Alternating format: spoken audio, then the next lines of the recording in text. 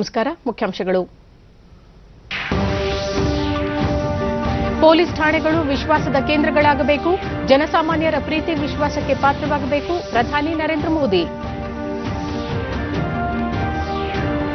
ಕೋವಿಡ್ನಿಂದ ದೇಶದ ಜನರ ಆಶೋತ್ತರಗಳ ಮೇಲೆ ಪರಿಣಾಮವಾಗಿಲ್ಲ, ಸುಧಾರಣಾ ಪರ್ವ ಮುಂದುವರಿಯಲಿದೆ, ಪ್ರಕಾಶ್ ಜಾವಡೇಕರ್.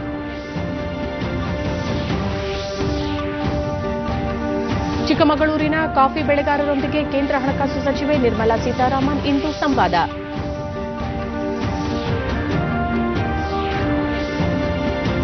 ದೇಶದಲ್ಲಿ ಕೊರೋನಾ ಸೋಂಕು ಪತ್ತೆ ಪರೀಕ್ಷೆಯಲ್ಲಿ ಗಣನೀಯ ಏರಿಕೆ, ಗುಣಮುಖ ಪ್ರಮಾಣ 77.15% ಹೆಚ್ಚಳ, ಮರಣ ದರ 1.74% ಇಳಿಕೆ. ವಾರ್ತೆಗಳ ವಿವರ. ಪೊಲೀಸ್ ಠಾಣೆಗಳನ್ನು ಜನರ ವಿಶ್ವಾಸದ ಕೇಂದ್ರಗಳನ್ನಾಗಿ ಮಾಡುವಂತೆ ಪ್ರಧಾನಿ ನರೇಂದ್ರ ಮೋದಿ ಪೊಲೀಸರಿಗೆ ಕರೆ ನೀಡಿದ್ದಾರೆ. ಹೈದರಾಬಾದ್ನ ಸರ್ದಾರ್ ವಲ್ಲಭಭಾಯ್ ಪಟೇಲ್ ರಾಷ್ಟೀಯ ಪೊಲೀಸ್ ತರಬೇತಿ ಕೇಂದ್ರದಲ್ಲಿ ತರಬೇತಿ ಪಡೆದ 131 ಐಪಿಎಸ್ ಅಧಿಕಾರಿಗಳನ್ನು ವಿಡಿಯೋ ಕಾನ್ಫರೆನ್ಸ್ ಮೂಲಕ ಉದ್ದೇಶಿಸಿ ಅವರು ಮಾತನಾಡಿದರು. ಪೊಲೀಸ್ ವೃತ್ತಿ ಎಂಬುದು ಅನಿರೀಕ್ಷಿತ ಘಟನೆಗಳನ್ನು ಎದುರಿಸುವಂತಹ ವೃತ್ತಿಯಾಗಿದೆ. ಈ ಹಿನ್ನೆಲೆಯಲ್ಲಿ ಯಾವುದೇ ಪರಿಸ್ಥಿತಿಗಳನ್ನು ಎಚ್ಚರಿಕೆ ಮತ್ತು ಜಾಗೃತೆಯಿಂದ ಇದ್ದು ಎದುರಿಸುವ ಆತ್ಮವಿಶ್ವಾಸವನ್ನು ಬೆಳೆಸಿಕೊಳ್ಳಬೇಕು ಎಂದರು. ಸಮಾಜದಲ್ಲಿ ಪ್ರತಿಯೊಂದು ವೃತ್ತಿಯಲ್ಲಿಯೂ ಒತ್ತಡಗಳು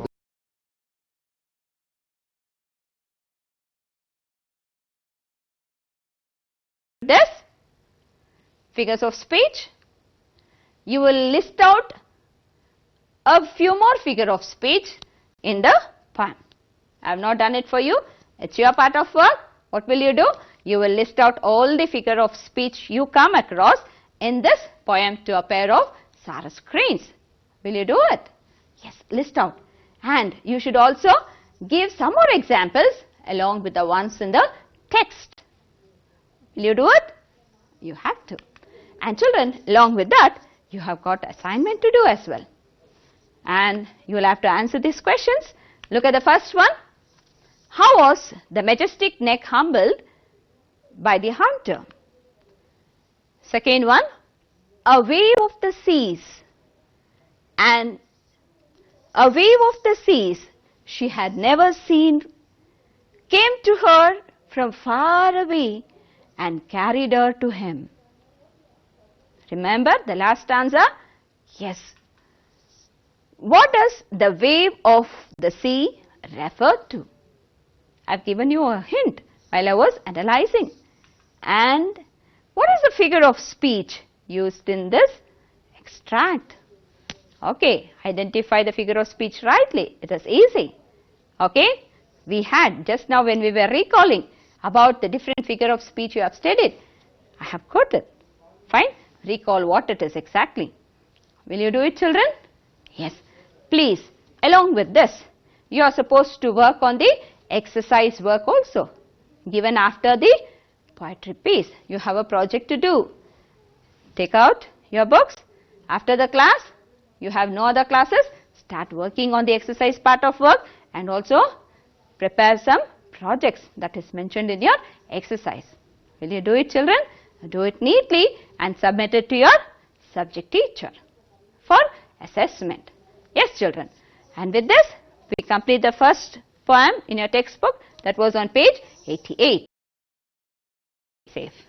Thank you, children.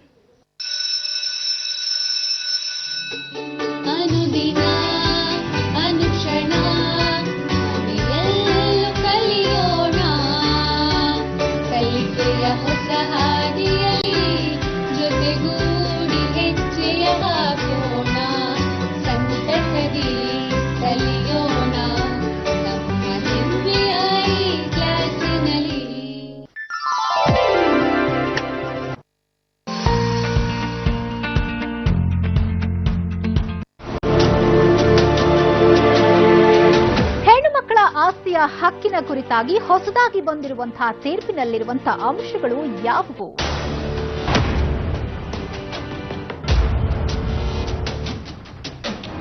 ಹೆಣ್ಣುಮಕ್ಕಳು ತಮ್ಮ ಆಸ್ತಿಯ ಹಕ್ಕಿನ ರಕ್ಷಣೆಯನ್ನ ಮಾಡಿಕೊಳ್ಳೋದಕ್ಕೆ ಕಾನೂನಿನಲ್ಲಿರುವಂತಹ ಮಾರ್ಗಗಳು ಯಾವುವು? 2004 ಅಥವಾ 3ರಲ್ಲಿ ಪಾರ್ಟಿಷನ್ ಆಗೋಗಿದೆ. ಅಂತ ಸಂದರ್ಭದಲ್ಲಿ ಏನ್ ಮಾಡಬೇಕು? ಈಕ್ವಲ್ ರೈಟ್ ಅಂತ ಹೇಳಿ ಕಾನೂನು ಎನ್ಶೂರ್ ಮಾಡುತ್ತೆ, ಆದ್ರೆ ಅಲ್ಲಿ ಪ್ರಾಪರ್ಟಿ ಇಲ್ಲ, ಡಿಸ್ಪೊಸೆಷನ್ ಆಗೋಗಿದೆ. ಅಂತ ಪ್ರಾಪರ್ಟಿನಲ್ಲಿ ಪಾಲು ಕೇಳಲಿಕ್ಕೆ ಬರೋದಿಲ್ಲ ಅನ್ನೋದಿದೆ. ಆದರೆ ಈಗ ಕಾನೂನಿನಲ್ಲಿರುವಂತಹ ಆಸ್ತಿಯ ವ್ಯಾಜ್ಯಗಳ ಮೇಲೆ ಹೊಸದಾಗಿ ಬಂದಿರುವಂತಹ ತೀರ್ಪು ಯಾವ ರೀತಿ ಪರಿಣಾಮವನ್ನ ಬೀರುತ್ತೆ? 2006ರಲ್ಲಿ ಮದುವೆ ಆಗುತ್ತೆ, ಬೇರೆ ಮನೆಗೆ ಹೋಗ್ತಾಳೆ. 2005ರಲ್ಲಿ ಅವ್ರ ತಂದೆ ತೀರ್ಕೊಂಡಿದ್ದಾರೆ, ಮತ್ತೆ ಆಕೆ ಮದುವೆನೂ ಆಗೋಗಿದೆ. ಈ ಮನೆಯದು ಎಲ್ಲಾ ಹಕ್ಕು ಕಳ್ಕೊಂಡು ಹೊರಟೋಗಿದ್ದೀನಿ ಅನ್ನೋ ಒಂದು ಪ್ರೆಸಂಪ್ಷನ್ ನಲ್ಲಿ ಆ ಹೆಣ್ಮಗು ಇರುತ್ತೆ. ಆದ್ರೆ ಆಕೆಗೆ ಹಕ್ಕಿದೆಯಾ? ಹಕ್ಕು ಇದೆ ಅಂತೇಳಿ ಈ ಸುಪ್ರೀಂ ಕೋರ್ಟ್ ಹೇಳುತ್ತೆ. ಈ ಎಲ್ಲ ವಿಚಾರಗಳನ್ನ ತಿಳ್ಕೋಬೇಕು ಅಂತಂದ್ರೆ ವೀಕ್ಷಿಸಿ ಕಾನೂನು ಕಾರ್ಯಕ್ರಮ ನಿಮ್ಮ ಚಂದನ ವಾಹಿನಿಯಲ್ಲಿ ಇದೇ ಭಾನುವಾರ.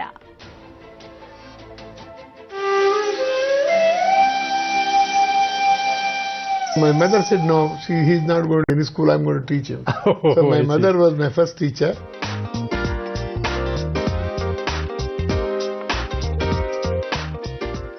Professor C.N.R. Rao.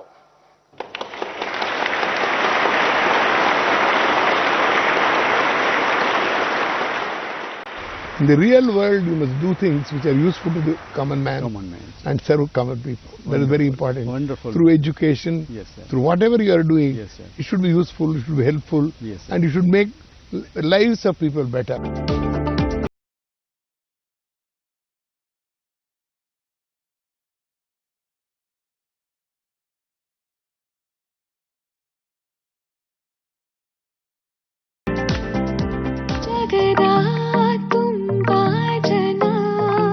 ದಿನದಿಂದ ಟಾರ್ಚರ್ ಅನುಭವಿಸ್ತಾ ಇದ್ದೀನಿ.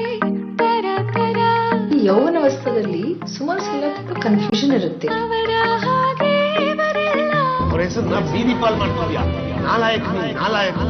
ಅಮ್ಮ ಅಪ್ಪ ಏನಾದ್ರೂ ಹೇಳಿದ್ರೆ ಕೋಪ ಬರುತ್ತೆ.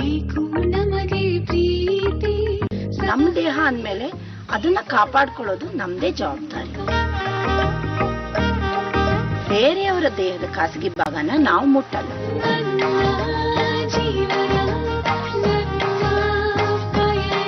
ನಾನಿವಾಗ ನಿಮ್ ತರನೇ ಅಲ್ವಾ?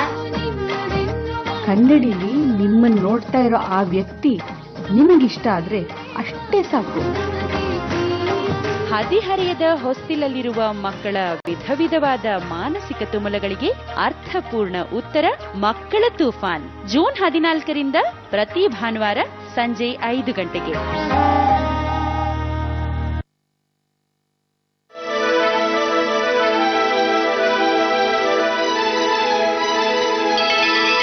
ಬಾರಿಸು ಕನ್ನಡ ಡಿಂಡಿಮವ, ದೂರದರ್ಶನ ಚಂದನ. ಇದು ಕನ್ನಡ ವಾಹಿನಿ.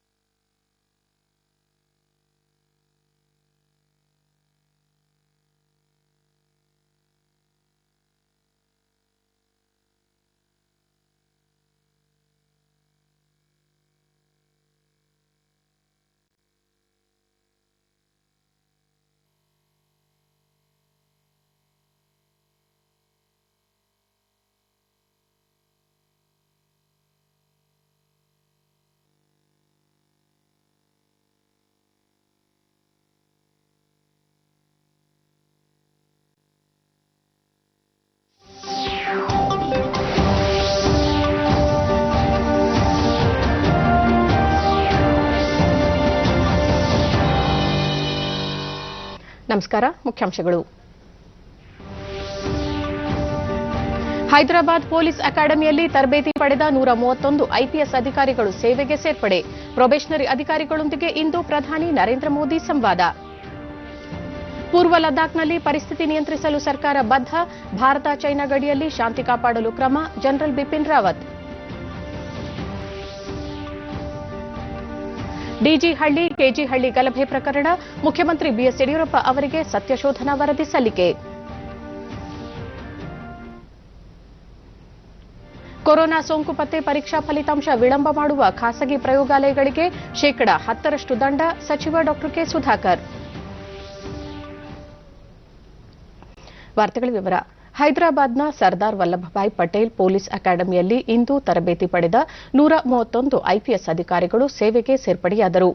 28 ಮಹಿಳಾ ಅಧಿಕಾರಿಗಳು ಸಹ ಈ ತಂಡದಲ್ಲಿದ್ದು 42 ವಾರಗಳ ಕಠಿಣ ತರಬೇತಿಯನ್ನು ಪೂರ್ಣಗೊಳಿಸಿದ್ದಾರೆ. ಹೈದರಾಬಾದ್ನ ತೆಲಂಗಾಣದ ಡಾ ಮರ್ರಿ ಚೆನ್ನಾರೆಡ್ಡಿ ಎಚ್ಆರ್ಡಿ ಹಾಗೂ ಮಸೂರಿಯ ಲಾಲ್ ಬಹದ್ದೂರ್ ಶಾಸ್ತ್ರಿ ರಾಷ್ಟೀಯ ಅಕಾಡೆಮಿಯಲ್ಲಿ ಫೌಂಡೇಶನ್ ಕೋರ್ಸ್ ಪೂರ್ಣಗೊಳಿಸಿದ ನಂತರ 2018 ಡಿಸೆಂಬರ್ 17ರಿಂದ ಪೊಲೀಸ್ ಅಕಾಡೆಮಿಯಲ್ಲಿ ತರಬೇತಿ ಪಡೆದಿದ್ದರು. ಒಳಾಂಗಣ ಹೊರಾಂಗಣ ವಲಯದ ವಿವಿಧ ತರಬೇತಿಗಳಾದ ಕಾನೂನು ಸುವ್ಯವಸ್ಥೆ ನಿರ್ವಹಣೆ, ತನಿಖೆ, ವಿಧಿ ವಿಜ್ಞಾನ ಪ್ರಯೋಗಾಲಯದ ಚಟುವಟಿಕೆಗಳು, ನಾಯಕತ್ವ ನಿರ್ವಹಣೆ, ಅಪರಾಧೀಕರಣ, ಆಂತರಿಕ ಭದ್ರತೆಯಂತಹ ವಿಷಯಗಳಲ್ಲಿ ಪರಿಣತಿ ಪಡೆದಿದ್ದಾರೆ. ಇಂದು ಬೆಳಗ್ಗೆ ನಡೆದ ನಿರ್ಗಮನ ಪಥಸಂಚಲನದಲ್ಲಿ ಇವರನ್ನು ಸೇವೆಗೆ ಸೇರ್ಪಡೆ ಮಾಡಿಕೊಳ್ಳಲಾಯಿತು.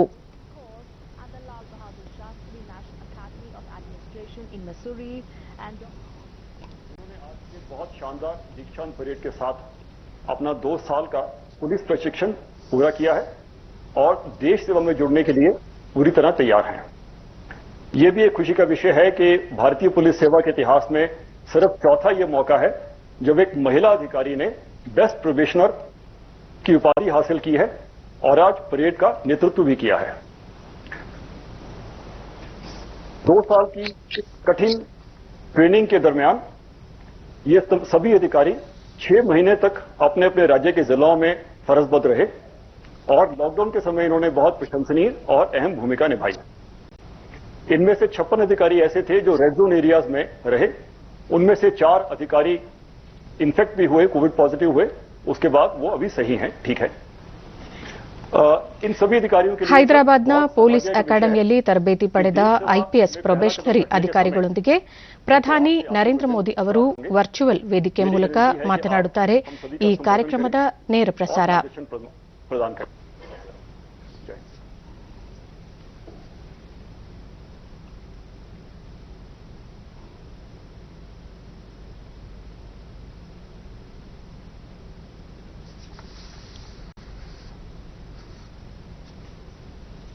दीक्षांत परेड समारोह में मौजूद केंद्रीय मंत्रिपरिषद के मेरे सहयोगी श्रीमान अमित शाह जी, डॉक्टर जितेंद्र सिंह जी, जी किशन रेड्डी जी, सरदार वल्लभ भाई पटेल राष्ट्रीय पुलिस अकादमी के अधिकारीगण और युवा जोश से ನೂತನ ಐಪಿಎಸ್ ಪ್ರೊಬೇಷನರಿಗಳನ್ನು ಉದ್ದೇಶಿಸಿ ವರ್ಚುವಲ್ ವೇದಿಕೆ ಮೂಲಕ ಪ್ರಧಾನಿ ನರೇಂದ್ರ ಮೋದಿ ಅವರು ಮಾತನಾಡುತ್ತಿದ್ದಾರೆ. 71 आरआर के मेरे सभी युवा साथियों, वैसे मैं लगातार आपके यहां से निकलने वाले सब साथियों को रूबरू में दिल्ली में मिलता था. मेरा सौभाग्य रहता था कि मेरे निवास स्थान पर सबको बुलाता था, गप्पे गोष्ठी भी करता था. लेकिन कोरोना के कारण जो परिस्थितियां पैदा हुई है उसके कारण मुझे ये मौका गंवाना पड़ रहा है.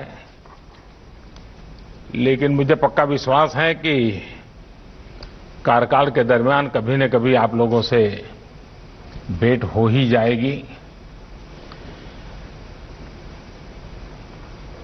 मैं सबसे पहले तो आप सबसे कुछ सुनना चाहूंगा. अगर आप में से कोई साथी कुछ कहना चाहते हो, कुछ पूछना चाहते हो, तो जरूर हम बात करें.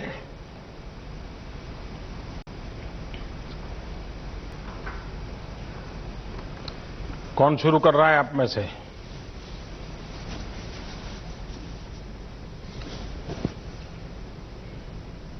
Jain sir.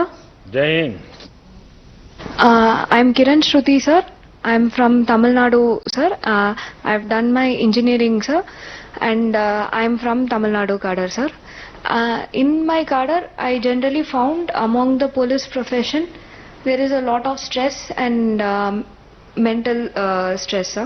So in Tamil Nadu, what they have done is, they have introduced a program called well-being program, sir. So all the police personnel, from constables to the DG, they undergo mandatory counseling, sir. If there is any problem in their personal or professional lives, then they receive counseling, sir. Because of this, they find that their stress is reduced, and they find that they are able to do their work with much more energy, sir. And they find that they are much more enthusiastic, motivated, and happy to do the job. And the public also feels that because of this, they find the police much more easier to engage with. This I found very impressive, sir. Jain, sir. Vanakkam. Vanakkam, sir. तो आपने engineering छोड़ करके ये रास्ता क्यों चुना? Sir, I always had the ambition to go for civil services, sir. So after engineering, I worked in State Bank of India. Civil service does not mean कि uniform वाली service. Sir, my family always had a regard for uniform services, sir. In addition to it, my name is Kiran Shruti because of Kiran Bedi ma'am, sir.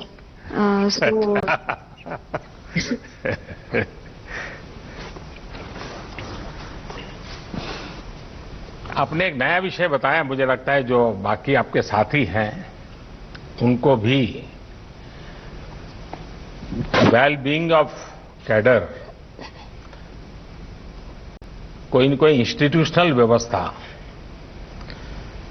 मैं समझता हूं ये एक अच्छा प्रयोग है,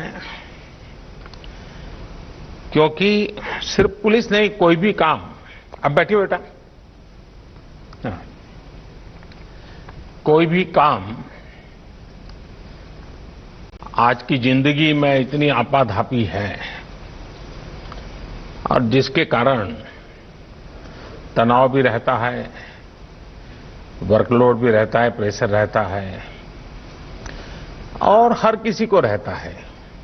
किसान को भी जब खेत में काम करता है और अपेक्षा से ज्यादा बारिश हो गई तो एकदम से तनाव के माहौल में काम करना पड़ता है, कम हो गई तो भी चिंता रहती है। तो ये जीवन का ये हिस्सा है। ದೇಶದ 130 ಕೋಟಿ ಜನ ಸ್ವಾವಲಂಬಿ ಭಾರತ್ ನಿರ್ಮಾಣ ಮಾಡುವ ನಿಟ್ಟಿನಲ್ಲಿ ಕಾರ್ಯೋನ್ಮುಖರಾಗಿದ್ದಾರೆ ಎಂದು ಪ್ರಧಾನಿ ನರೇಂದ್ರ ಮೋದಿ ಹೇಳಿದ್ದಾರೆ. ಭಾರತ ಅಮೆರಿಕ ಕಾರ್ಯತಂತ್ರ ಮತ್ತು ಸಹಭಾಗಿತ್ವ ವೇದಿಕೆ ಯುಎಸ್ಐಎಸ್ಪಿಎಫ್ನ 3ನೇ ವಾರ್ಷಿಕೋತ್ಸವ ನಾಯಕತ್ವ ಶೃಂಗಸಭೆ ಉದ್ದೇಶಿಸಿ ಡಿಜಿಟಲ್ ವೇದಿಕೆಯ ಮೂಲಕ ಮಾತನಾಡಿದ ಅವರು, ಸ್ಥಳೀಯ ಉತ್ಪನ್ನಗಳಿಗೆ ಜಾಗತಿಕ ಮನ್ನಣೆ ದೊರಕಿಸಿಕೊಡುವ ನಿಟ್ಟಿನಲ್ಲಿ ಆತ್ಮನಿರ್ಭರ್ ಭಾರತ್ ಅಭಿಯಾನ ಸಾಗಿದೆ. ಸ್ವಾವಲಂಬಿ ಭಾರತದ ಮೂಲಕ ದೇಶವನ್ನು ಸಕ್ರಿಯ ಉತ್ಪಾದನಾ ಕೇಂದ್ರವನ್ನಾಗಿ ಮಾಡುವ ಮತ್ತು ಸ್ಥಳೀಯ ಉತ್ಪಾದಕರಿಗೆ ಜಾಗತಿಕ ಮಾರುಕಟ್ಟೆ ಮೌಲ್ಯದ ಸರಪಳಿಯನ್ನು ದೊರಕಿಸುವಂತೆ ಮಾಡುವ ಗುರಿ ಹೊಂದಲಾಗಿದೆ ಎಂದು ಹೇಳಿದರು. ವಿದೇಶಿ ಹೂಡಿಕೆಗೆ ಭಾರತ ಪ್ರಮುಖ ಆಕರ್ಷಣೆಯಾಗಿದ್ದು, ಈ ವರ್ಷ $20 ಶತಕೋಟಿ ಡಾಲರ್ಗಳಷ್ಟು ಹೂಡಿಕೆಯಾಗಿದೆ. ದೇಶದಲ್ಲಿ ಕೈಗೆಟುಕುವ ಭೂಮಿ, ವಿಶ್ವಾಸಾರ್ಹತೆ ಜೊತೆಗೆ ರಾಜಕೀಯ ಸ್ಥಿರತೆಯನ್ನು ಸಹ ಹೊಂದಿದೆ. ಭಾರತದಲ್ಲಿ ಹೂಡಿಕೆಗೆ ವಿಪುಲ ಅವಕಾಶಗಳಿವೆ ಎಂದು ಪ್ರತಿಪಾದಿಸಿದರು. ಕೋವಿಡ್-19 ಪರಿಸ್ಥಿತಿ ಮಾನವ ಕೇಂದ್ರಿತ ಅಭಿವೃದ್ಧಿಯನ್ನು ಬಯಸುತ್ತಿದ್ದು, ಇಂತಹ ಪರಿಸ್ಥಿತಿಯಲ್ಲಿ ಜಾಗತಿಕ ಪೂರೈಕೆ ಬೆಲೆಯ ಮೇಲೆ ನಿಂತಿಲ್ಲ, ಪರಸ್ಪರ ನಂಬಿಕೆಯ ಮೇಲೆ ಅವಲಂಬಿತವಾಗಿದೆ ಎಂಬುದು ನಿರೂಪಿತವಾಗಿದೆ. ಕೈಗೆಟುಕುವ ದರದಲ್ಲಿ ನಂಬಿಕೆಗೆ ಅರ್ಹವಾದ ಮತ್ತು ಸ್ಥಿರ ನೀತಿಯಡಿ ಪೂರೈಕೆಯನ್ನು ಜಗತ್ತು ಬಯಸುತ್ತಿದ್ದು, ಭಾರತ ಈ ಎಲ್ಲಾ ಲಕ್ಷಣ ಹಾಗೂ ಗುಣಮಟ್ಟವನ್ನು ಹೊಂದಿದೆ ಎಂದು ಹೇಳಿದರು.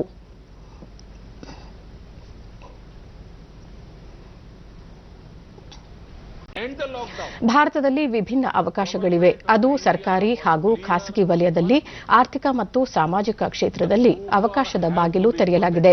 ಸರ್ಕಾರ ಇತ್ತೀಚೆಗೆ ಕಲ್ಲಿದ್ದಲು, ಗಣಿಗಾರಿಕೆ, ರೈಲ್ವೆ, ರಕ್ಷಣೆ, ಬಾಹ್ಯಾಕಾಶ, ಅಣು ಇಂಧನದಂತಹ ವಲಯಗಳಲ್ಲಿ ಮುಕ್ತ ಅವಕಾಶ ಕಲ್ಪಿಸಿದೆ. ಹೊಸ ಉತ್ಪಾದನಾ ಘಟಕಗಳಿಗೆ ಪ್ರೋತ್ಸಾಹ ನೀಡುವ ಜೊತೆಗೆ ವಿಶ್ವದ ಅತ್ಯಂತ ಕಡಿಮೆ ತೆರಿಗೆ ವಿಧಿಸುವ ರಾಷ್ಟ್ರಗಳಲ್ಲಿ ಭಾರತವೂ ಸಹ ಒಂದಾಗಿದೆ ಎಂದರು. ಪಾರದರ್ಶಕ ಮತ್ತು ಉತ್ತಮ ತೆರಿಗೆ ಆಡಳಿತಕ್ಕೆ ಒತ್ತು ನೀಡಿದ್ದು, ಇದರಲ್ಲಿ ಸರಕು ಮತ್ತು ಸೇವಾ ತೆರಿಗೆ, ಜಿಎಸ್ಟಿಯಂತಹ ನಿರೀಕ್ಷಿತ ತೆರಿಗೆ ಪದ್ಧತಿಯನ್ನು ನಾವು ಹೊಂದಿದ್ದೇವೆ. ಪರೋಕ್ಷ ತೆರಿಗೆ ವ್ಯವಸ್ಥೆ ಸಂಪೂರ್ಣವಾಗಿ ಮಾಹಿತಿ ತಂತ್ರಜ್ಞಾನಕ್ಕೆ ಒಳಪಟ್ಟಿದ್ದು, ಪ್ರಾಮಾಣಿಕ ತೆರಿಗೆ ಪಾವತಿದಾರರನ್ನು ಪ್ರೋತ್ಸಾಹಿಸಿ ಬೆಂಬಲಿಸುತ್ತದೆ ಎಂದರು. ಇತ್ತೀಚೆಗೆ ಸುಗಮ ವ್ಯಾಪಾರಕ್ಕೆ ಆದ್ಯತೆ ನೀಡಿ ಸುಧಾರಣೆಗಳನ್ನು ಮಾಡಲಾಗಿದೆ. ಜಗತ್ತಿನಲ್ಲಿ ಅತಿದೊಡ್ಡ ವಸತಿ ಕಾರ್ಯಕ್ರಮಗಳು, ನವೀಕೃತ ಇಂಧನ ಮೂಲಸೌಕರ್ಯವನ್ನು ವಿಸ್ತರಿಸಲಾಗುತ್ತಿದೆ. ರೈಲು, ರಸ್ತೆ ಮತ್ತು ವಾಯುಮಾರ್ಗ ಸಂಪರ್ಕ ವೃದ್ಧಿಸಿದ್ದು, ಇಡೀ ದೇಶದಲ್ಲಿ ಏಕೀಕೃತ ಡಿಜಿಟಲ್ ಮಾದರಿಯ ಮೂಲಕ ರಾಷ್ಟ್ರೀಯ ಡಿಜಿಟಲ್ ಆರೋಗ್ಯ ಅಭಿಯಾನವನ್ನು ಜಾರಿಗೊಳಿಸಲಾಗುತ್ತಿದೆ. ಬ್ಯಾಂಕಿಂಗ್, ಸಾಲ ಸೌಲಭ್ಯ, ಡಿಜಿಟಲ್ ಪಾವತಿ ಮತ್ತು ವಿಮಾ ಕ್ಷೇತ್ರದಲ್ಲಿ ಫಿನ್ಟೆಕ್ನ ಉತ್ತಮ ತಂತ್ರಜ್ಞಾನವನ್ನು ಬಳಕೆ ಮಾಡಿಕೊಳ್ಳಲಾಗುತ್ತಿದೆ ಎಂದು ಪ್ರಧಾನಿ ನರೇಂದ್ರ ಮೋದಿ ಹೇಳಿದರು. 3 ದಿನಗಳ ರಷ್ಯಾ ಪ್ರವಾಸದಲ್ಲಿರುವ ರಕ್ಷಣಾ ಸಚಿವ ರಾಜನಾಥ್ ಸಿಂಗ್ ಇಂದು ಮಾಸ್ಕೋದ ಭಾರತೀಯ ರಾಯಭಾರ ಕಚೇರಿಯಲ್ಲಿ ಮಹಾತ್ಮ ಗಾಂಧಿ ಪುತ್ಥಳಿಗೆ ಗೌರವ ಸಮರ್ಪಿಸಿದರು. ಮಾಸ್ಕೋದಲ್ಲಿ ನಿನ್ನೆ ಅವರು ರಷ್ಯಾದ ರಕ್ಷಣಾ ಸಚಿವ ಜನರಲ್ ಸರ್ಗೈ ಶಿಗು ಅವರೊಂದಿಗೆ ಮಹತ್ವದ ಸಮಾಲೋಚನೆ ನಡೆಸಿದರು. ರಕ್ಷಣೆ, ಭದ್ರತೆ ಮತ್ತಿತರ ವಲಯಗಳಲ್ಲಿ ಬಾಂಧವ್ಯ ಬಲವರ್ಧನೆ ಕುರಿತು ಚರ್ಚಿಸಿದರು. ಇಂದು ಮಧ್ಯಾಹ್ನ ಶಾಂಘೈ ಸಹಕಾರ ಸಂಘಟನೆ ಸಭೆ ನಡೆಯಲಿದ್ದು, ರಾಜನಾಥ್ ಸಿಂಗ್ ಅವರು ಭಾಗಿಯಾಗಲಿದ್ದಾರೆ. ದೇಶದ ರಕ್ಷಣಾ ವಲಯಕ್ಕೆ ಅಗತ್ಯವಾಗಿರುವ ನಿರ್ದಿಷ್ಟ ಶಸ್ತ್ರಾಸ್ತ್ರಗಳನ್ನು ಪೂರೈಕೆ ಮಾಡಿರುವ ರಷ್ಯಾ ದೇಶಕ್ಕೆ ರಾಜನಾಥ್ ಸಿಂಗ್ ಅವರು ಇದೇ ಸಂದರ್ಭದಲ್ಲಿ ಅಭಿನಂದನೆ ಸಲ್ಲಿಸಿದರು. ಮುಂದಿನ 2 ದಿನಗಳ ಕಾಲ ಮಲಾಕಾದಲ್ಲಿ ಭಾರತ ರಷ್ಯಾ ನಡುವಣ ನೌಕಾವಲಯದ ಸಮರಾಭ್ಯಾಸ ಸಹ ಆಯೋಜನೆಗೊಂಡಿದೆ. ಮೇಕ್ ಇನ್ ಇಂಡಿಯಾ ಅಡಿ ರಕ್ಷಣಾ ಕ್ಷೇತ್ರಕ್ಕೆ ನೀಡಿರುವ ಆದ್ಯತೆಗಳು, ಪ್ರಧಾನಿ ನರೇಂದ್ರ ಮೋದಿ ಅವರ ಆತ್ಮನಿರ್ಭರ್ ಭಾರತ್ ಪರಿಕಲ್ಪನೆ ಕುರಿತಂತೆಯೂ ಮಾಹಿತಿ ನೀಡಿದ Rajnath Singh, Bharat Russia AK-47 203 rifle ಅನ್ನು ಜಂಟಿಯಾಗಿ ಉತ್ಪಾದಿಸುವ ಕುರಿತು ಸಮಾಲೋಚನೆ ನಡೆಸಿದರು.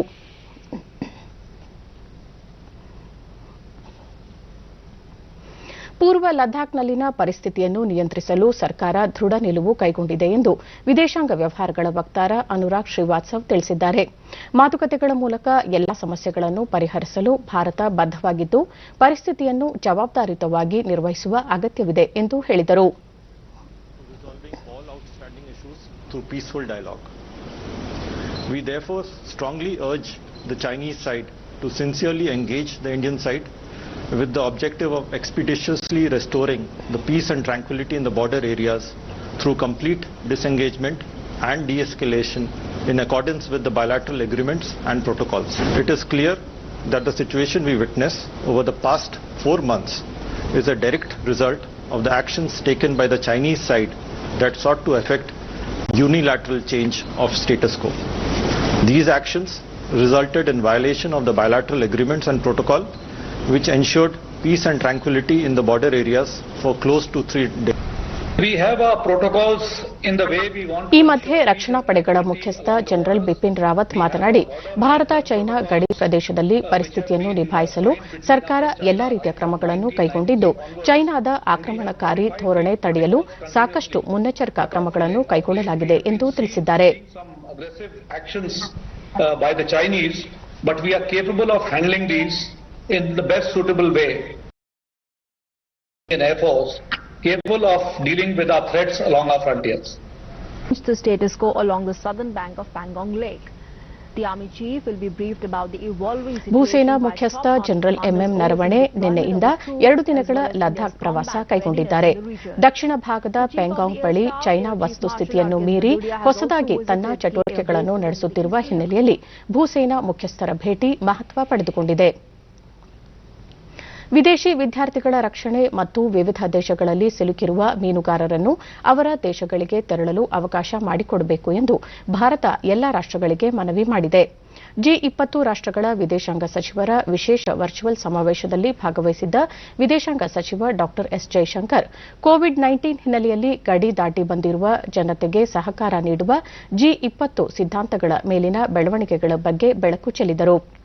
ಕೋವಿಡ್-19 ನಿಯಂತ್ರಿಸಲು ಭಾರತ ಕೈಗೊಂಡಿರುವ ಕ್ರಮಗಳನ್ನು ವಿವರಿಸಿದ ಜೈಶಂಕರ್, ಗಡಿಯಾಚೆಗಿನ ಚಟುವಟಿಕೆಗಳ ನಿರ್ವಹಣೆಯಲ್ಲಿ ಭಾರತದ ಅನುಭವ ಮತ್ತು ಕಲಿತ ಪಾಠಗಳನ್ನು ಸಹ ಪ್ರಸ್ತಾಪಿಸಿದರು. ಜಾಗತಿಕವಾಗಿ ಹಬ್ಬಿರುವ ಕೋವಿಡ್-19 ನಡುವೆ ಗಡಿಯಾಚೆಗಿನ ಅಂತಾರಾಷ್ಟೀಯ ಸಹಕಾರವನ್ನು ಬಲವರ್ಧನೆಗೊಳಿಸುವ ಬಗ್ಗೆ ಈ ಸಮಾವೇಶದಲ್ಲಿ ಚರ್ಚಿಸಲಾಯಿತು. ವಂದೇ ಭಾರತ್ ಅಭಿಯಾನದಡಿ ಈವರೆಗೆ 13 ಲಕ್ಷ ಭಾರತೀಯರನ್ನು ಸ್ವದೇಶಕ್ಕೆ ಕರೆತರಲಾಗಿದೆ. ಏರ್ ಇಂಡಿಯಾ ಖಾಸಗಿ ವಿಮಾನ, ವಿದೇಶಿ ವಿಮಾನಗಳು, ಚಾರ್ಟರ್ಡ್ ವಿಮಾನಗಳು, ಹಡಗುಗಳು ಮತ್ತು ಭೂಗಡಿ ಭಾಗದಿಂದ ಕರೆತರಲಾಗಿದೆ ಎಂದು ವಿದೇಶಾಂಗ ವ್ಯವಹಾರಗಳ ಸಚಿವಾಲಯದ ವಕ್ತಾರ ಅನುರಾಗ್ ಶ್ರೀವಾಸ್ತವ್ ತಿಳಿಸಿದ್ದಾರೆ.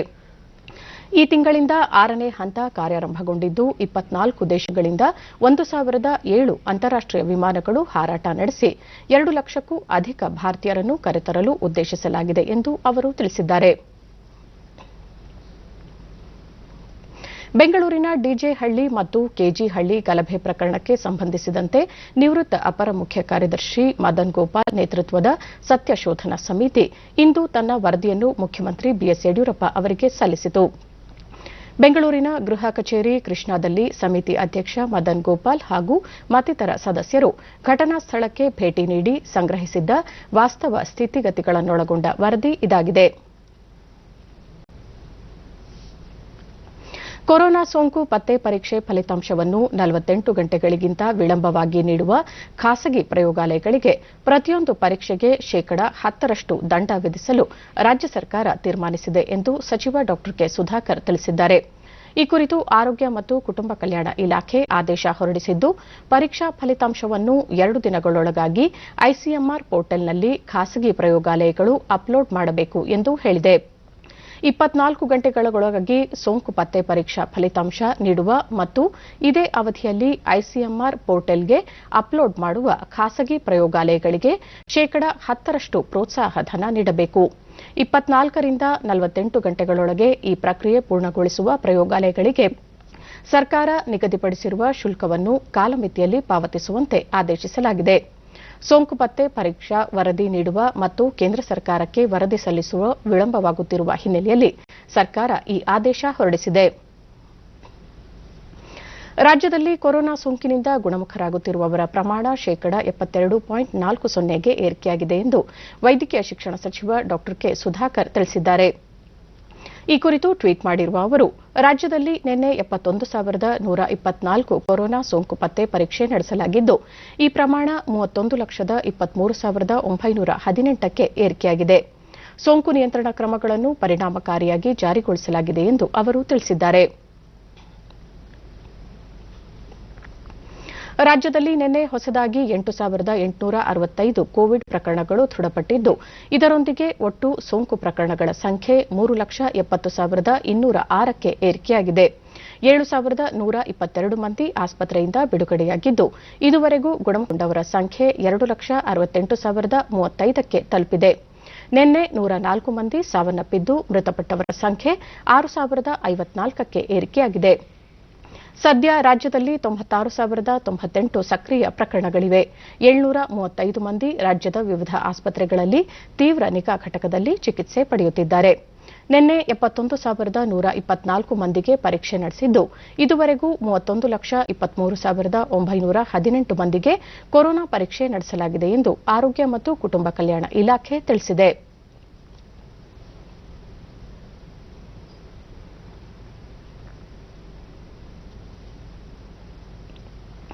ಬೆಂಗಳೂರಿನಲ್ಲಿ 3,189 ಮಂದಿಗೆ ಸೋಂಕು ತಗುಲಿದ್ದು, ಒಟ್ಟು ಸೋಂಕು ಪ್ರಕರಣಗಳ ಸಂಖ್ಯೆ 1,38,701ಕ್ಕೆ ಏರಿಕೆಯಾಗಿದೆ. ನಿನ್ನೆ 2,631 ಮಂದಿ ಆಸ್ಪತ್ರೆಯಿಂದ ಬಿಡುಗಡೆಯಾಗಿದ್ದು, ಇದುವರೆಗೂ ಬಿಡುಗಡೆಯಾದವರ ಸಂಖ್ಯೆ 96,194ಕ್ಕೆ ಏರಿಕೆಯಾಗಿದೆ.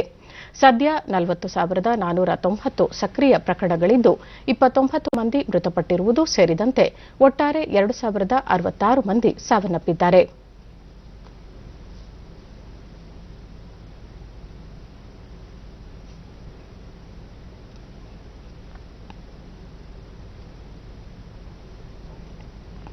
ವಿವಿಧ ಜಿಲ್ಲೆಗಳಲ್ಲಿ ವರದಿಯಾಗಿರುವ ಪ್ರಕರಣಗಳ ವಿವರ ಇಂತಿದೆ.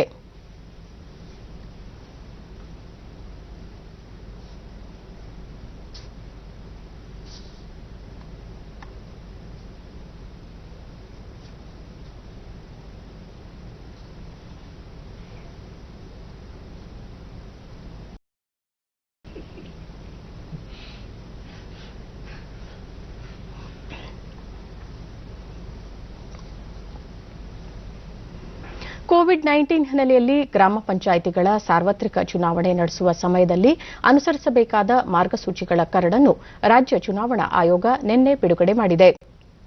ಆರೋಗ್ಯ ಮತ್ತು ಕುಟುಂಬ ಕಲ್ಯಾಣ ಇಲಾಖೆಯೊಂದಿಗೆ ಚರ್ಚಿಸಿ ಕೇಂದ್ರ ಗೃಹ ಸಚಿವಾಲಯ ಮತ್ತು ಆರೋಗ್ಯ ಸಚಿವಾಲಯದ ಮಾರ್ಗಸೂಚಿಗಳಿಗೆ ಅನುಗುಣವಾಗಿ ಹೊಸ ಮಾರ್ಗಸೂಚಿಗಳನ್ನು ಬಿಡುಗಡೆ ಮಾಡಲಾಗಿದೆ.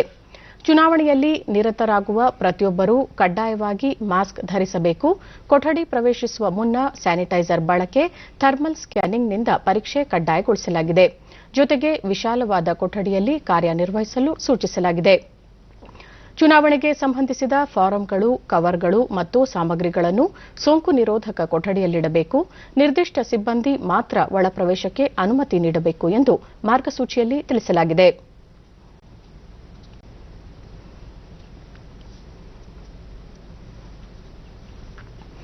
ರಾಜ್ಯದಲ್ಲಿ 2020-25 ಅವಧಿಗೆ ಅನ್ವಯವಾಗುವಂತೆ ಮಾಹಿತಿ ತಂತ್ರಜ್ಞಾನ ನೀತಿ ಜಾರಿಗೆ ತರಲು ರಾಜ್ಯ ಸಚಿವ ಸಂಪುಟ ಸಮ್ಮತಿಸಿದ್ದು, ಈ ಅವಧಿಯಲ್ಲಿ 60 ಲಕ್ಷ ಮಂದಿಗೆ ಪ್ರತ್ಯೇಕ ಹಾಗೂ ಪರೋಕ್ಷವಾಗಿ ಉದ್ಯೋಗ ಕಲ್ಪಿಸುವ ಗುರಿ ಹೊಂದಲಾಗಿದೆ. ಐಟಿಇಎಸ್ ವಲಯ ನಾವೀನ್ಯತೆ ಮತ್ತು ತಂತ್ರಜ್ಞಾನದಲ್ಲಿ ಕರ್ನಾಟಕವನ್ನು ಮುಂಚೂಣಿಗೆ ಕರೆದೊಯ್ಯಲು ಹೊಸ ನೀತಿ ವ್ಯೂಹಾತ್ಮಕ ಮಧ್ಯಸ್ಥಿಕೆ ಕ್ರಮಗಳನ್ನು ಹೊಂದಿದೆ. ಹೊಸ ನೀತಿಯಡಿ ರಾಜ್ಯದಲ್ಲಿ ವಿದ್ಯುನ್ಮಾನ ವ್ಯವಸ್ಥೆ, ವಿನ್ಯಾಸ ಮತ್ತು ಉತ್ಪಾದನಾ ವಲಯದಲ್ಲಿ ವಿಶೇಷ ಪ್ರೋತ್ಸಾಹ ಯೋಜನೆಯಡಿ ಮುಂದಿನ 5 ವರ್ಷಗಳಲ್ಲಿ 5,000 ಕೋಟಿ ರೂಪಾಯಿ ಹೂಡಿಕೆ ನಿರೀಕ್ಷಿಸುವ ಜೊತೆಗೆ 43,000 ಮಂದಿಗೆ ನೇರ ಉದ್ಯೋಗ ಕಲ್ಪಿಸುವ ಗುರಿ ಹೊಂದಿದೆ. ಈ ಯೋಜನೆಯಡಿ 25% ದುಡಿಯುವ ಬಂಡವಾಳವಾಗಿ ನೀಡುವ ಜೊತೆಗೆ ಕೈಗಾರಿಕಾ ಉದ್ಯೋಗಕ್ಕಾಗಿ ಭೂಮಿ ಖರೀದಿಯಲ್ಲಿ 20% ಸಹಾಯಧನ ಸೇರಿದಂತೆ ಇನ್ನಿತರ ಸೌಲಭ್ಯಗಳಲ್ಲಿ ರಿಯಾಯಿತಿ ನೀಡಲು ರಾಜ್ಯ ಸರ್ಕಾರ ಉದ್ದೇಶಿಸಿದೆ. ಬೆಂಗಳೂರು ನಗರ ಮತ್ತು ಗ್ರಾಮಾಂತರ ಜಿಲ್ಲೆಗಳಲ್ಲಿ ಕೈಗಾರಿಕೆಗಳನ್ನು ಸ್ಥಾಪನೆ ಮಾಡುವವರಿಗೂ 25% ದುಡಿಯುವ ಬಂಡವಾಳ ನೀಡಲು ನಿರ್ಧರಿಸಲಾಗಿದೆ. ಕರ್ನಾಟಕ ಕೈಗಾರಿಕಾ ಪ್ರದೇಶಾಭಿವೃದ್ಧಿ ಮಂಡಳಿಯಡಿ 50 ಎಕರೆ ಕಡಿಮೆ ಜಮೀನಿಗೆ ಸಹಾಯಧನ ನೀಡಲು ರಾಜ್ಯ ಸರ್ಕಾರ ನಿರ್ಧರಿಸಿದೆ.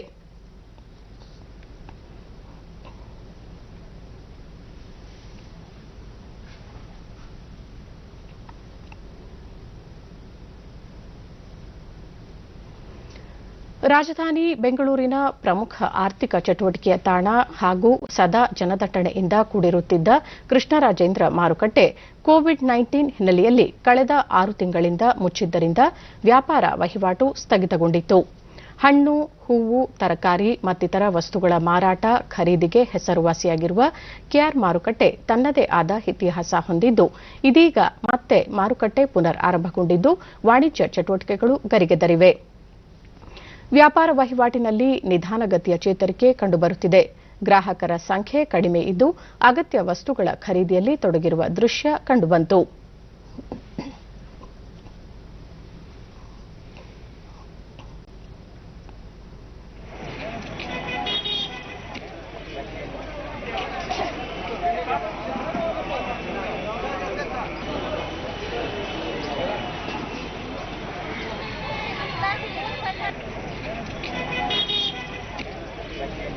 ತಕರೀಬನ್ 40 ವರ್ಷದಿಂದ ನಮ್ಮದು ವ್ಯಾಪಾರ. ಡಿಡಿ ನ್ಯೂಸ್ನೊಂದಿಗೆ ತರಕಾರಿ ಅಂಗಡಿ ಮಾಲೀಕ ನಯೀದ್ ಪಾಷಾ 40 ವರ್ಷಗಳಿಂದ ವ್ಯಾಪಾರ ಮಾಡುತ್ತಿದ್ದು ಎಂದೂ ಕೂಡ ಈ ರೀತಿಯ ಅನುಭವವಾಗಿರಲಿಲ್ಲ. ಕೋವಿಡ್ ಹಿನ್ನೆಲೆಯಲ್ಲಿ ವ್ಯಾಪಾರ ಕಡಿಮೆ ಇರುವುದಾಗಿ ತಿಳಿಸಿದರು. ಕಾರ್ಪೊರೇಷನ್ ಪರ್ಮಿಷನ್ ಕೊಟ್ಟಿದ್ದಾರೆ, ಓಪನ್ ಮಾಡಿದೀವಿ, ಅಷ್ಟಿಲ್ಲ. ಬಿಸ್ನೆಸ್ನು ಬಹಳ ಕಮ್ಮಿ ಇದೆ, ಅಂಗಡಿನೂ ಸ್ವಲ್ಪ ಓಪನ್ ಆಗ್ತಾ ಬರ್ತಾ ಇದೆ. ಇನ್ನೂ ಸ್ವಲ್ಪ ಪಬ್ಲಿಕ್ಗೆ ಗೊತ್ತಾಗ್ತಾ ಇಲ್ಲ ಮಾರ್ಕೆಟ್ ಓಪನ್ ಇದೆ ಇಲ್ಲ ಅಂತ. ಇವಾಗೇ 4-5 ದಿವಸ ಆಮೇಲೆ ಎಲ್ಲ ಕಂಟಿನ್ಯೂ ಪಬ್ಲಿಕ್ ಬರೋದು ಆಗುತ್ತೆ. ಗ್ರಾಹಕಿ ಕವಿತಾ ಶ್ರೀಧರ್ ಮಾರುಕಟ್ಟೆಯಲ್ಲಿ ತರಕಾರಿಗಳ ಬೆಲೆ ದುಬಾರಿಯಾಗಿರುವುದಾಗಿ ಹೇಳಿದರು. ನಮ್ಮ ಮುತ್ತಾತನ ಕಾಲದಿಂದ ನಡ್ಸ್ಕೊಂಡ್ ಬರ್ತಾ ಇರೋದು. ಅಂಗಡಿ ಮಾಲೀಕ ಸುರೇಶ್ ಮಾರುಕಟ್ಟೆ ಬಂದ್ ಆಗಿದ್ದರಿಂದ ವ್ಯಾವಹಾರಿಕ ಜೀವನ ದುಸ್ತರವಾಗಿದ್ದು ಆರ್ಥಿಕ ಚಟುವಟಿಕೆ ಕುಂಠಿತಗೊಂಡಿರುವುದಾಗಿ ತಿಳಿಸಿದರು. ಬಿಸ್ನೆಸ್ ಆಸ್ ಯೂಶುವಲ್ ನಾರ್ಮಲ್ ಆಗಿ ನಡೀತಾ ಇದೆ ಅಷ್ಟೇ, ಅಂತ ಗ್ರೇಟ್ ಏನಿಲ್ಲ. ಯಾಕಂದ್ರೆ ಜನ ಪಬ್ಲಿಕ್ ಇನ್ನ ಭಯ ಪಡ್ತಾ ಇದ್ದಾರೆ, ಓಪನ್ ಆಗಿ ಯಾರು ಬರ್ತಾ ಇಲ್ಲ. ಒನ್ಸ್ ಬಂದಾಗ ನೋಡ್ಬೇಕು ಹೆಂಗ್ ಹೋಗುತ್ತೆ ಅಂತ. 4 ಡೇಸ್ ಆಯ್ತು ಎಲ್ಲ ಓಪನ್ ಮಾಡಿ, ನಮಗೆ ಲಾಸ್ಟ್ ಚಾನ್ಸ್ ಕೊಟ್ಟರು ಮಾರ್ಕೆಟ್. ನಮಗೆ ಲಾಸ್ಟ್ ಆಪ್ಷನ್ ಇಲ್ಲಿ ಇಟ್ಕೊಂಡು ನಮ್ಗೆ ಕೊಟ್ಟಿದ್ದಾರೆ. ತುಂಬಾ ಟಫ್ ಆಗಿದೆ ಸರ್ ಜೀವನ. ಹೇಗಿದೆ ಪಬ್ಲಿಕ್ ಮತ್ತೆ ವ್ಯಾಪಾರ ಅಷ್ಟೇ ಒಂದು 25% ನಡೀತದೆ, ಮೊದಲ ಥರ ಏನಿಲ್ಲ. ಇನ್ಮೇಲೆ ಪಿಕಪ್ ಆಗಬೇಕು, ಯಾಕಂದರೆ 3rd ಡೇ ಇದು. ಸೊ ಇನ್ಮೇಲೆ ಮುಂದಕ್ಕೆ ಹೆಂಗೆ ಹೋಗುತ್ತೆ ಅಂತ ನೋಡ್ಬೇಕು. ಎಲ್ಲ ಮೆಟ್ರೋ ಎಲ್ಲ ಓಪನ್ ಆದರೆ ಪಬ್ಲಿಕ್ ಬಂದಾಗ, ಆಚೆ ಬಂದಾಗ ನಮ್ಮ ಬಿಸ್ನೆಸ್ ನಡೆಯುತ್ತೆ ಚೆನ್ನಾಗಿ. ಕೇಂದ್ರ ಚುನಾವಣಾ ಆಯೋಗದ ಪೂರ್ಣ ಸಭೆ ದೆಹಲಿಯಲ್ಲಿ ನಿನ್ನೆ ಮುಖ್ಯ ಚುನಾವಣಾ ಆಯುಕ್ತ ಸುನೀಲ್ ಅರೋರಾ ಅಧ್ಯಕ್ಷತೆಯಲ್ಲಿ ನಡೆಯಿತು. ಸಭೆಯಲ್ಲಿ ಆಯುಕ್ತರಾದ ಸುಶೀಲ್ ಚಂದ್ರ ಮತ್ತು ರಾಜೀವ್ ಕುಮಾರ್ ಭಾಗಿಯಾಗಿದ್ದರು. ರಾಜೀವ್ ಕುಮಾರ್ ಅವರು ಚುನಾವಣಾ ಆಯುಕ್ತರಾಗಿ ನೇಮಕಗೊಂಡು ಅಧಿಕಾರ ವಹಿಸಿಕೊಂಡ ಬಳಿಕ ನಡೆದ ಪ್ರಥಮ ಪೂರ್ಣ ಪ್ರಮಾಣದ ಸಭೆ ಇದಾಗಿದೆ. ಮುಂಬೈ ಷೇರುಪೇಟೆಯ ಸಂವೇದಿ ಸೂಚ್ಯಂಕ ಸೆನ್ಸೆಕ್ಸ್ ಆರಂಭಿಕ ವಹಿವಾಟಿನಲ್ಲಿ 616 ಅಂಕಗಳ ಇಳಿಕೆಯೊಂದಿಗೆ 38,375ರಲ್ಲಿತ್ತು. ನಿಫ್ಟಿ ಸಹ 170 ಅಂಕಗಳ ಇಳಿಕೆಯೊಂದಿಗೆ 11,527ರಲ್ಲಿತ್ತು. ಡಾಲರ್ ಎದುರು ರೂಪಾಯಿ ಮೌಲ್ಯದಲ್ಲಿ 12 ಪೈಸೆ ಇಳಿಕೆಯಾಗಿದ್ದು 73.35 ರೂಪಾಯಿಯಾಗಿದೆ. ಯುಎಸ್ ಓಪನ್ ಟೆನ್ನಿಸ್ ಪುರುಷರ ಸಿಂಗಲ್ಸ್ನ ಭರವಸೆ ಮೂಡಿಸಿದ್ದ ಭಾರತದ ಸುಮಿತ್ ನಗಾಲ್ 2ನೇ ಸುತ್ತಿನಲ್ಲಿ ಪರಾಭವಗೊಂಡಿದ್ದಾರೆ. ಆಸ್ಟ್ರಿಯಾದ ಡೊಮಿನಿಕ್ ಥೀಮ್ ವಿರುದ್ಧ 6-3, 6-3, 6-2 ನೇರ ಸೆಟ್ಗಳಿಂದ ಸೋಲುಂಡಿದ್ದಾರೆ. ಆಸ್ಟ್ರಿಯಾದ ಈ ಆಟಗಾರ ಈ ವರ್ಷದ ಆಸ್ಟ್ರಿಯಾ ಓಪನ್ ಟೆನ್ನಿಸ್ನಲ್ಲಿ ಫೈನಲ್ ಪ್ರವೇಶಿಸಿ ಮಹತ್ವದ ಸಾಧನೆ ಮಾಡಿದ್ದು, ಇದೀಗ ಅವರು ಯುಎಸ್ ಓಪನ್ನಲ್ಲಿ 3ನೇ ಸುತ್ತು ಪ್ರವೇಶಿಸಿದ್ದಾರೆ. ಈಗ ಇಂದಿನ ಪತ್ರಿಕೆಗಳ ಎಣುಕುನೋಟ. ಗುಣಮುಖರ ಸಂಖ್ಯೆಯಲ್ಲಿ ಗಣನೀಯ ಪ್ರಗತಿ. ಒಂದೇ ದಿನ 8,865 ಪ್ರಕರಣ, 7,122 ಮಂದಿ ಗುಣಮುಖ, 6,000 ದಾಟಿದ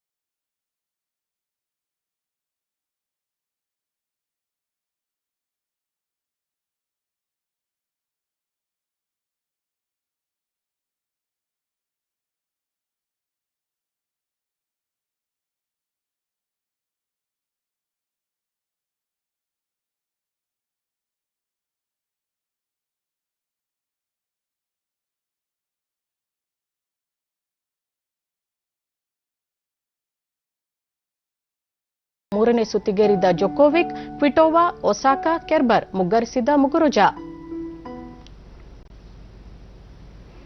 ಕೊನೆಯಲ್ಲಿ ಮತ್ತೊಮ್ಮೆ ಮುಖ್ಯಾಂಶಗಳು. ಹೈದರಾಬಾದ್ ಪೊಲೀಸ್ ಅಕಾಡೆಮಿಯಲ್ಲಿ ತರಬೇತಿ ಪಡೆದ 131 ಐಪಿಎಸ್ ಅಧಿಕಾರಿಗಳು ಸೇವೆಗೆ ಸೇರ್ಪಡೆ. ಕೊರೋನಾ ಸಂಕಷ್ಟ ಸಂದರ್ಭದಲ್ಲಿ ಪೊಲೀಸರ ಪಾತ್ರ ಅನನ್ಯ, ಇದು ಎಲ್ಲರಿಗೂ ಸ್ಫೂರ್ತಿಯಾಗಬೇಕು. ಪ್ರಧಾನಿ ನರೇಂದ್ರ ಮೋದಿ. ಪೂರ್ವ ಲದ್ದಾಖ್ನಲ್ಲಿ ಪರಿಸ್ಥಿತಿ ನಿಯಂತ್ರಿಸಲು ಸರ್ಕಾರ ಬದ್ಧ. ಭಾರತ ಚೈನಾ ಗಡಿಯಲ್ಲಿ ಶಾಂತಿ ಕಾಪಾಡಲು ಕ್ರಮ. ಜನರಲ್ ಬಿಪಿನ್ ರಾವತ್. ಡಿಜೆ ಹಳ್ಳಿ, ಕೆಜಿ ಹಳ್ಳಿ ಗಲಭೆ ಪ್ರಕರಣ, ಮುಖ್ಯಮಂತ್ರಿ ಬಿಎಸ್ ಯಡಿಯೂರಪ್ಪ ಅವರಿಗೆ ಸತ್ಯಶೋಧನಾ ವರದಿ ಸಲ್ಲಿಕೆ.